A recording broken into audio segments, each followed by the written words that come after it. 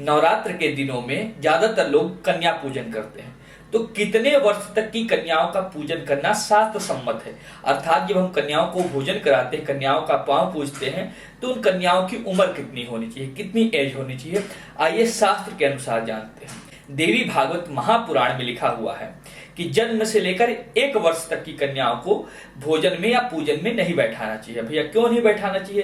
क्योंकि ये जो कन्याएं होती हैं बहुत कम उम्र की कन्याएं होती हैं, इनके पास इतना ज्ञान नहीं होता कि ये भोजन पा सके या श्रृंगार को धारण कर सके। इसलिए जो है छोटे उम्र के कारण इनको कन्या पूजन में नहीं बैठाया जाता।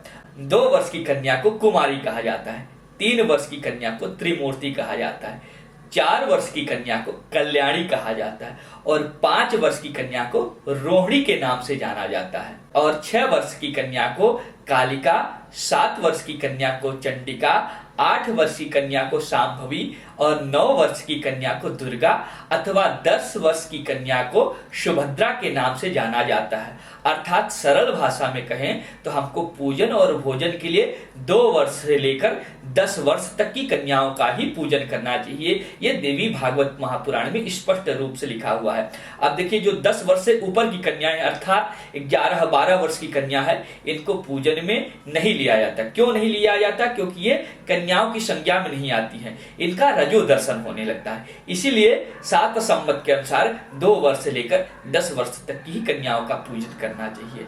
जानकारी अच्छी लगी तो ये अन्य लोगों तक भी शेयर करें। जय माता दी।